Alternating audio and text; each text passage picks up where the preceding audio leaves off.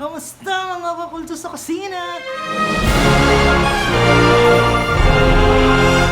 Okay, ayan, muli na naman nagbabalik ang inyong pacham king upang na magbigay na naman sa inyo ng kanyang panibagong pacham recipe. Okay, ano bang ibibigay or i-share kong recipe sa inyo ngayon mga kakulto sa kusina? Ang i-share ko sa inyo yung recipe for today ay tatawagin kong egg purgatoryo. Kung bakit egg purgatoryo, hindi ko rin alam dahil ito ay masasabi ko talagang pacham dahil unang beses ko palang gagawin itong egg purgatoryo na to. Okay, so hindi ko na matatagalin pa mga kakulto sa kusina. Ibibigay ko na sa inyo ang aking or yung mga ingredients natin para sa ating egg purgatoryo. Okay.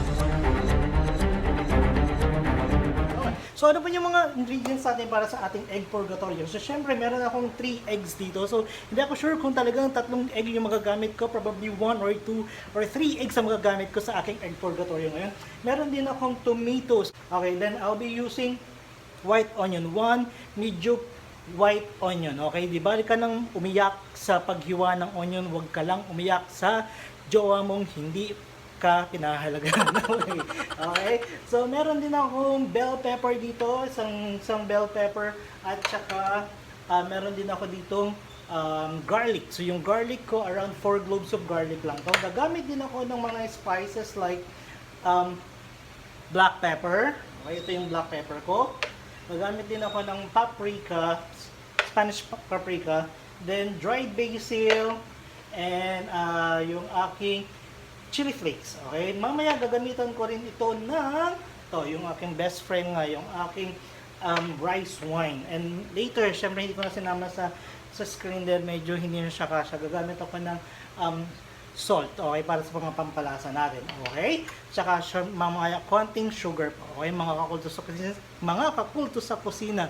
Kaya nabubulan yan yung inyong pacham dahil hindi ko talaga alam kung ano yung kalalabasan nito dahil first time ko talagang gagawin ito. Okay, ready na ba kayo para sa ating egg purgatoryo?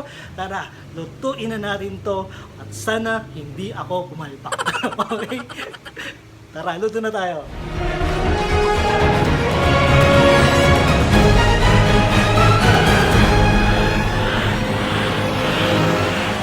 Lagay lang natin yung pan natin. Open lang natin yung stove natin. Okay, so kinakabahan talaga ako dahil hindi ko talaga alam ang kalalabasan ng gagawin kong to. Dahil first time ko talagang gagawin to. Yung dalawang main ingredients natin, yung egg tsaka yung tomatoes, yun yung main ingredients natin. So sana maging okay yung kalalabasan niya at hindi masaya. Okay? Sige. Tara, umpisahan na natin to. Konting ng oil dito. Saan natin kasayin yung ating onion. Ayan, so sabi ko nga, di bali ka nang umiyak sa paghihiwa ng onion, wag lang sa jowa mong salawahan. Okay? So, okay na itong ating onion. Lagay na natin yung ating garlic. So, 4 cloves of garlic. So, good luck talaga. Kung ano yung kalalabasan niyan. Dahil first time ko talaga siyang gagawin. Then, let's add our bell pepper.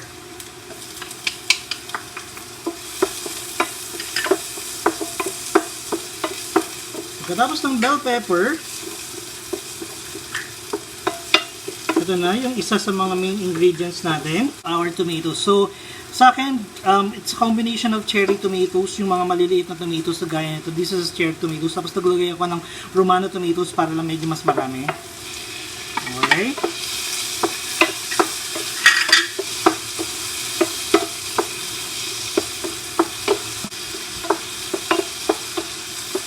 Okay. Hinaan ko lang ng konti. Then let's add our spices. So isa na natin lagay yung mga spices natin. Lagay tayo ng paprika, pepper. Kung mahilig kayo sa mga you may add more pepper. Pero hindi ko lalagyan masyadong maraming pepper. Baka hindi ko makain. Chili flakes.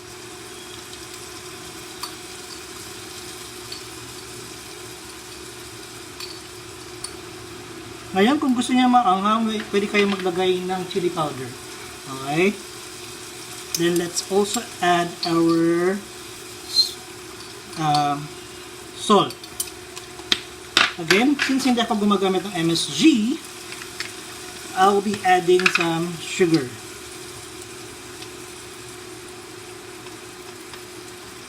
Later ko nalalagay yung dried basil kasi medyo mas pampabango kasi yun. So, halu-haluin lang natin to. Hintayin lang natin ulit maluto. Para ma-mix lang yung mga ingredients dun sa tomato natin.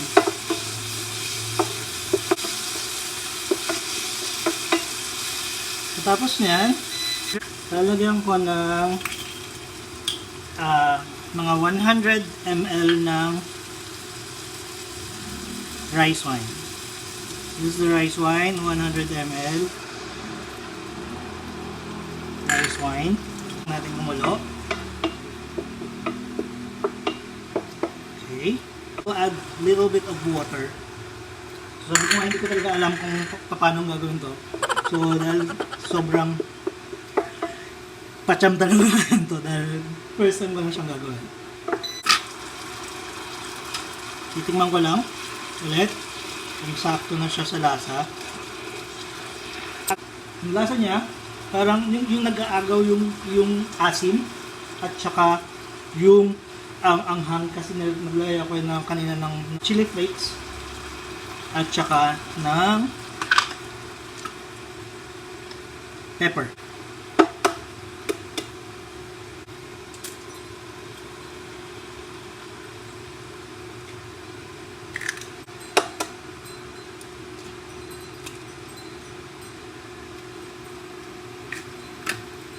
And let's cook this for around 2 to 3 minutes by covering our pan.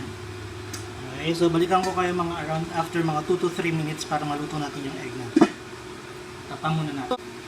Alright, so after 2 to 3 minutes, tignan natin, or mga around 2 to 3 minutes, tignan natin kung ano yung itsura niya. Wow! So, perfect! Medyo perfect ko. Nakakatawa. Medyo nakakatawa. Okay, tapos lalagyan ko lang ito ngayon ng konting basil.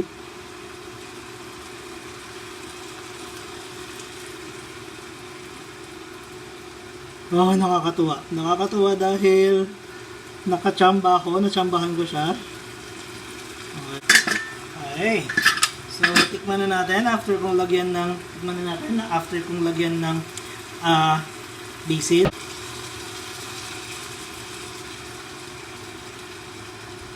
Ang sarap. Nakanghang-anghang siya. Maasim-asim.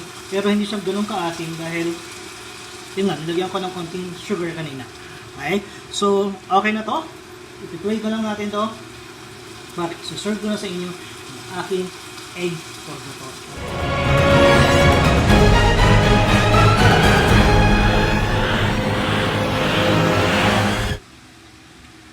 Kunin lang natin yung ating mga tomatoes. Lagyan natin sa gitna. Okay. Yan. Add our egg.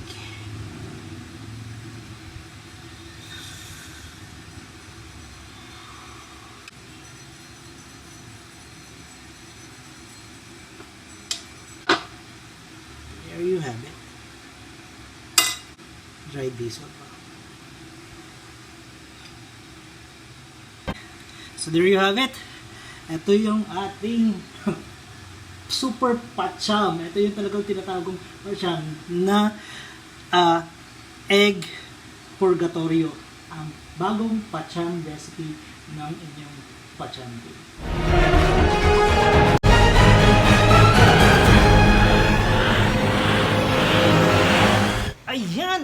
Ayan. Muli na naman ang katapos ng panibagong pacham recipe, ang inyong pacham king. Matatawag ko talagang pacham recipe to dahil ngayon ko lang talaga ginawa itong aking Egg Purgatoryo. Maraming salamat ulit sa pagsuporta at sa panonood ng aking mga video. At yun nga, baka bago ka pa lang dito sa aking channel, kung bago ka pa lang, huwag mong kalilimutan na i-click ang notification button at ang subscription button para na rin ma-notify ka every time na merong panibagong pacham recipe ang iyong pacham king. Okay? Maraming salamat ulit mga kakulto sa kusina. Hanggang sa muling pacham recipe ng inyong pacham king. Stay safe, okay? Stay safe mga kakulto sa kusina. Paalam!